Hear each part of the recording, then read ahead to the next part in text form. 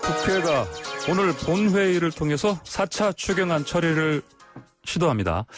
오늘 이 추경안이 통과돼야만 추석 전에 소상공인과 자영업자 377만 명이 모두 3조 8천억 원을 우선 지원받을 수 있는데요. 다만 이게 제대로 지급될 수 있을지 우려되는 상황입니다. 여야가 핵심 쟁점인 통신비 2만 원 지급과 전 국민 독감 백신 무료 접종을 놓고 여전히 평행선을 달리고 있어서인데요.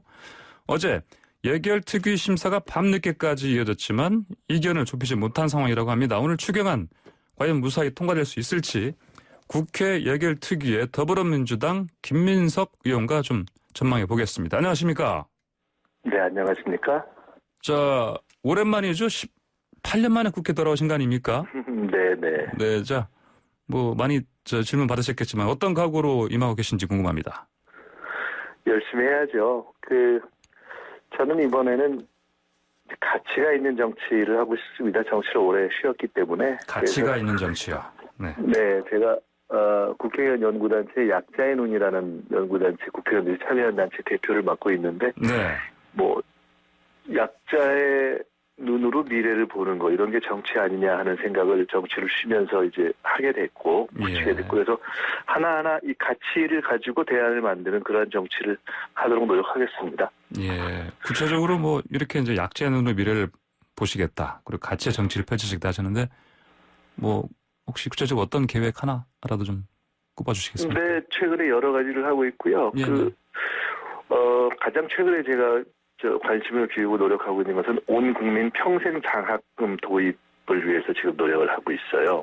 아, 평생 장학금 제도요? 네, 온 국민 평생 장학금이라는 것이 이제 4차 산업혁명 시대 초고령화 시대로 되면서 사실은 재취업이 뭐 일상화되기도 하고 또 나이가 된 이후의 삶이 다 굉장히 소중하게 되죠. 그래서 일종의 기본 학비라고도 할 수 있을 것이고 최근에 이제 우리도 평생학습 사회를 지향하긴 하지만 현실적인 지원이 굉장히 떨어져 있어서 그 부분에 대해서 세계적으로 싱가포르 같은 데서 최근에 도입을 시도하고 있기도 한데요. 평생 학습 계좌 이것을 한국식으로 더 확대 발전시키자 하는 논의를 최근에 제기해서 기초단체들 중에도 이제 동의하고 참여하는 곳들이 생기고 교육부도 상당히 긍정적 반응을 보이고 해서 이 부분은 그러니까 우리가 지향하는 이른바 혁신적 포용국가로 가는데 핵심 정책 수단이 될 거라고 저는 확신하고 있어요. 제가 이거 몇 년 전부터 당의 민주연구원장을 할 때부터 생각하고 다듬어온 정책이기 때문에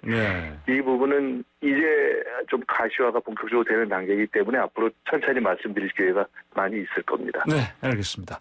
자, 요즘 현안에 대한 질문 좀 드리겠습니다. 사상 초유의 4차 추경안 오늘 국회 본회의에서 뭐 처리 시도를 하는 상황입니다. 근데 어제 예결특위 소위심사에서 이견차 좁히지 못했습니다. 어떻게 됐습니까? 예결특위에서 이제 마무리는 못하고 이제 어제 넘긴 것으로 들었습니다. 그런데 예견됐던 진통이기도 하죠. 큰 틀에서 보면 근데 4차 추경을 해야 한다는 것에도 동의가 다 되어 있고 이거를 추석 전에 지급할 수 있도록 바로 시기가 중요하다. 그래서 사실은 여야 간에 오늘 하기로 합의가 된 거 아니겠어요?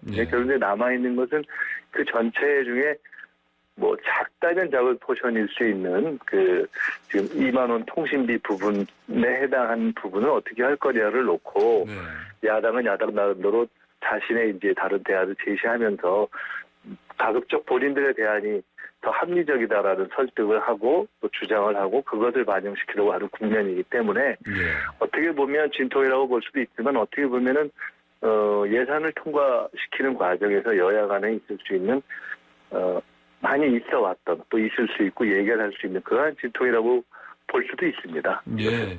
그런데 이제 국민의힘의 주호영 원내대표가 고집하는 일 없어야 뭐 예산안 추경 예산안이 정상적으로 처리될 수 있을 것이다 이렇게 말했습니다.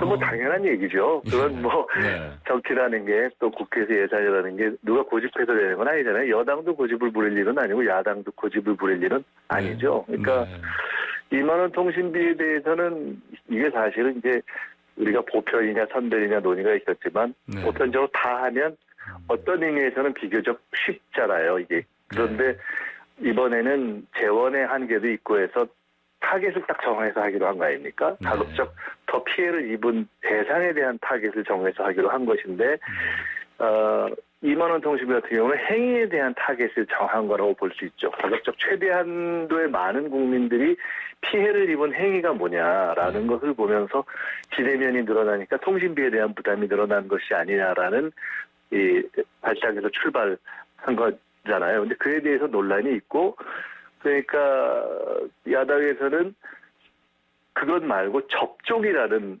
행위를 대안으로 제시하면서 전체 백신을 주자 이렇게 대안으로 제시했는데 취지는 뭐 당연히 그것도 참 좋은 생각이다 이렇게 할 수 있고, 그러니까 저희도 여당에서도 검토를 했던 것이고, 그런데 이미 대부분 무료 백신 접종량이 확보가 되고 남은 부분이 1,000만 정도 되는데 그걸 회수하기도 무리고, 그거를 무료로 준다고 해서 기다리게 하면 더 문제가 있을 수 있다는 것이 전문가들 사이에서 나온 이야기여서 그 설득력은 이미 좀 떨어진 거 아니겠습니까? 야당이 했던 그 대안에 대한 설득력. 그러니까 야당 자체도 다시 법인 택시 쪽으로 간 것이어서 이런 이제 합리성에 대한 토론을 통해서 대안들이 이동하고 있는 것이기 때문에 고집을 부리면 안 된다는 얘기는 당연한 얘기고 여당에게만 해당하는 것도 아니고 야당에도 생각을 해야 되는 것이고 뭐 그런 거라고 봅니다. 그러니까 일정한 하나의 대안을 갖고 고집을 부리면 다 안 되는 거고요. 적어도 그 영역에 관해서는. 그래서 오늘로 합의되었던 이 시기를 지키는 선에서 서로 절충을 하면 되는 문제다. 저는 이렇게 보고 있습니다. 예, 그러시군요. 자, 그러면요. 어제 문 대통령이 이제 권력기관 개혁 전략회의에서 이제 보낸 메시지가 화제입니다. 그 임기 내에 권력기관 개혁을 마무리 짓겠다. 강력한 의지를 표명한 것인데요.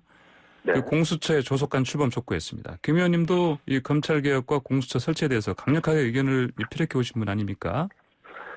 공수처나 권력기관 개혁은 사실은 뭐 대통령이나 또 저희 같은 국회의원의 강력한 의지가 아니라 국민들이 강력한 지지를 표현해서 저희까지 온 거 아니겠어요? 사실은 지난해에도 공수처법을 갖고 이것이 정치권 자체에서는 지지부진해질 수 있는 것이 국민의힘으로 사실은 이 뒤집혀져서 여기까지 왔고, 말씀을 드리다 보니까 지금 야당도 그런 것을 반영해서 이름조차 국민의힘으로 바꾼 거 아니겠어요? 그러니까 공수처를 통과시키는 것은 누구도 거역할 수가 없는 것이죠. 그래서 이것은 이 다양하고 지난한 과정을 거쳐서 여기까지 왔는데 더 이상 끌 수 있는 문제는 아니라고 봅니다.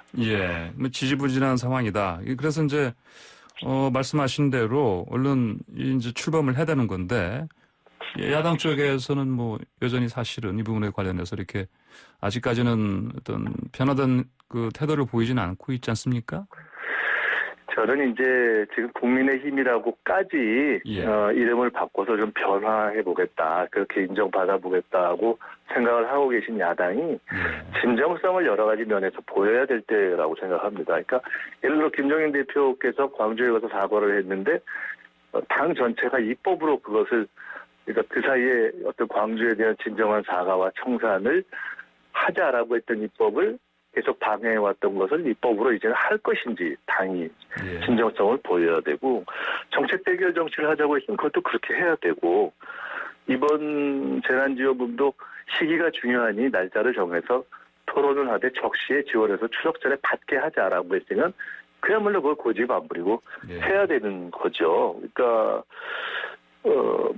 지금 뭐 가령 여당에 소속되어 있는 정치인들에 대해서 도덕성 문제를 지적한다, 있을 수 있죠. 근데 그렇다면 야당 내에서 제기되고 있는 어떻게 보면 더 크다고 국민들이 보고 있는 문제들에 대해서는 어떻게 할 건지 이런 걸 다 진정성이라는 차원에서 저는 입증해야, 그래야 이번에 개명 효과에 값한다고 보기 때문에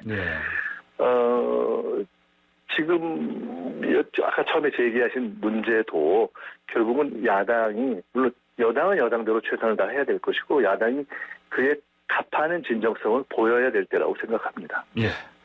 자, 그 국가수사본부 설치 관련해서도 언급이 있었습니다. 이거 어떻게 생각하십니까?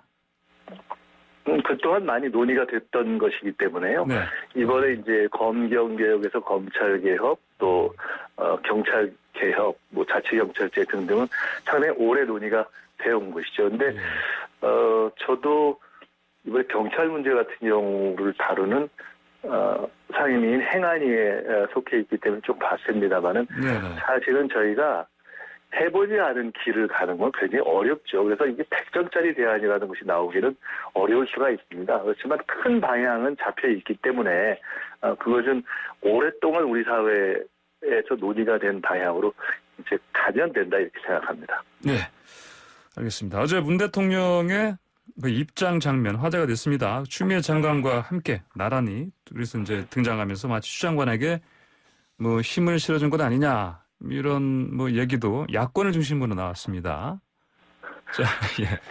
추 장관한테 네. 지금 뭐 힘을 실어주고 말고가 어디 있겠어요. 사실은 네. 정치를 떠나서 인간적으로만 보면은 이 한 부모로서 본다면은 이 참 위로가 필요한 정도의 형국이라고 볼 수 있겠죠. 추 장관 그러니까 그 입장한 그것을 가지고 뭐 힘을 실어했다만 뭐 이런 거는 조금 뭐 과도한 정치적 해석인 것 같고요. 네. 추 장관 문제는 이미 그 본질은 어느 정도 정리 국면으로 들어간 거 아니겠습니까? 그러니까 그 아들이 군대를 가야 되는데 뭐 백을 쳐서 빠진 것도 아니고 네.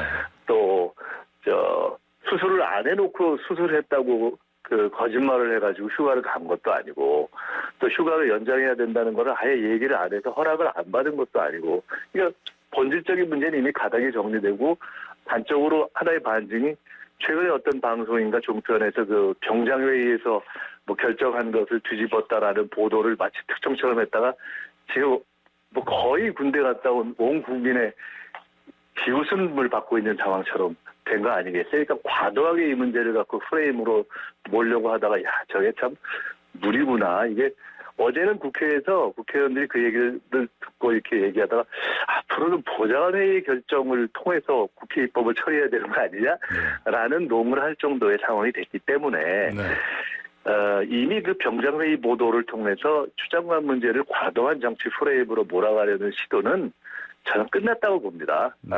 그렇기 때문에 이 문제에 대해서 더 이상 본질적이지 않은 그 어떤 문제들을 가지고 논하는 것도 좀 맞지가 않고 그런 국면에서 이미 검찰개혁 또는 권력기관 개혁의 문제가 이것이 원칙적으로 국민들이 그 원칙에 동의하지 않은 국면이라고 한다면 어제 권력기관 개혁에 관한 어떤 어젠다 이러는 것을 대통령과 청와대가 던질 수가 있었겠습니까? 그러니까 그 상황에서 뭐 추 장관에게 힘을 실는다 만다 하는 거는 너무 좀 지역적인 문제에 매달리는 것이 아닌가 이렇게 봅니다.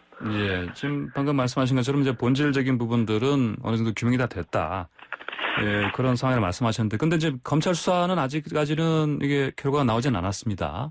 아니, 검찰 수사는 뭐 본인도 응하겠다고 했으니까 하면 되는 거죠. 그렇지만 우리 국민들이 이런 일들을 많이 경험하면서 이미 일정한 판단력이 생겨 있지 않습니까? 그러니까 검찰 수사를 앞으로 하더라도 지금 말씀드린 핵심적인 사안, 군대를 갈 걸 빠졌나? 아니면 휴가를 뭐 안 갈 걸 뭐 거짓말을 했나? 아니면 휴가 가는 과정에서 연장 과정에서 동의를 안 구했나? 허락을 안 받았나? 하는 문제의 세 가지 핵심 아니겠어요? 그러니까 그거 빼놓고 야당이 이것저것 공세를 하다가 무슨 뭐 나중에 딸 문제까지 나오고 막 이런 식으로 했지만 결국 우리가 풀어야 될 핵심 본질 문제는 그 세 가지에 대한 답을 구하는 것이고 그 답은 어느 정도 구해졌다고 보기 때문에 저는 검찰 조사 뭐 당연히 진행되면 진행되는 대로 하면 된다고 봅니다. 검찰에서 지금 이미 여러 가지 뭐 고발 사건들 가운데 검찰총장 본인이 관련된 문제부터 포함해서 뭐 나경원 의원이라든가 등등 많은 문제들이 왜 이렇게 빨리빨리 처리 안 되냐라는 국민의 비판이 있는 가운데서도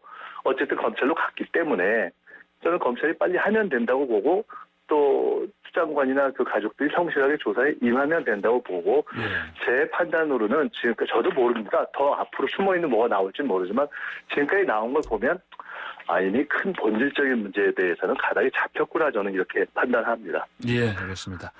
자, 그런데 일부 언론에서는 또 심지어 그 설화라는 표현까지 써가면서 추미애 장관 사실 어제 마이크 이제 꺼진 줄 아시고 그 국회 이제 법제사법위 전체회의에서 뭐 하신 발언 뭐 때문에 하신 또 논란이 되고 있습니다. 그거는 예. 그러니까 뭐 그런 일이 없었으면 좋았겠죠. 그런데 뭐 설화라기보다는 마이크 환대 왜냐 본인이 뭐 남들이 들을 줄 모르고 본인이 야 이거 전혀 택도 아닌 얘기를 저렇게 하는구나라는 심정을 사적 대화에서 표현하는 것이 나온 거 아니겠어요? 본인이 마이크 킨 것도 아니고 그러니까 또 본인이 바로 사과를 했잖아요. 그러니까 그 문제는 무슨 그것을 뭐 아니 우리 국민들이 사석에서는 대통령도 욕하는데 그걸 가지고 뭐 모르고 마이크 켜진 데서 저 사람 생사람 잡네라는 얘기를 한 거 아니겠어요? 그러니까 그걸까지를 또 뭐 대단하게 더 이상 키울 필요는 없다고 봅니다. 본인이 사과를 했기 때문에. 네네.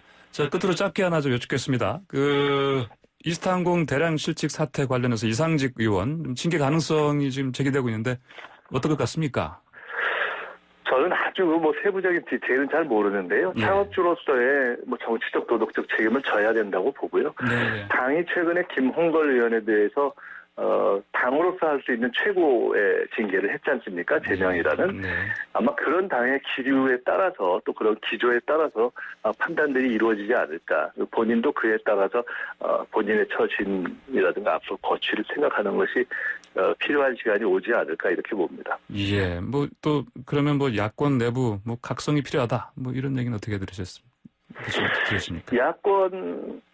야권의 각성이 필요하다는 말씀인가요? 예, 그런 얘기가 들리는데요. 예.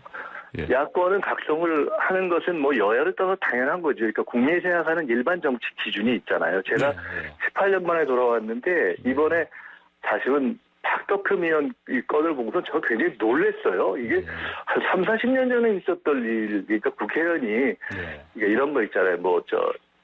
장사하려고 국회의원 하나 뭐 이런 식의 얘기를 사실은 몇십 년 전 얘기잖아요. 그러니까 자기 사업에 어떤 형태로든 도움을 주기 위해서 정치를 하는 것은 우리 사회에서는 이제는 진짜 교과서에서 찾아볼 수 있는 전근대적 행위가 된 시기가 전 된 거 아닌가 생각을 했는데 보고 놀랐습니다. 그러니까 뭐 다른 걸 떠나서 일단 그런 해당 상임위에서 활동하고 간사까지 했다는 것 자체가 이해 충돌인데 그걸 본인이 또 당이 그렇게까지 용인해 왔다는 것이 참 놀랍기 때문에 이걸 뭘 굳이 각성을 해라 마라 얘기를 하는 게 좀 무섭지 않습니까? 이거는 그냥 정상적인 판단을 하는 정당이라면 이런 얘기가 나오기 전에 며칠 전에 다 조치가 이루어졌어야겠죠. 네, 알겠습니다. 오늘 말씀 여기까지 듣겠습니다. 감사합니다.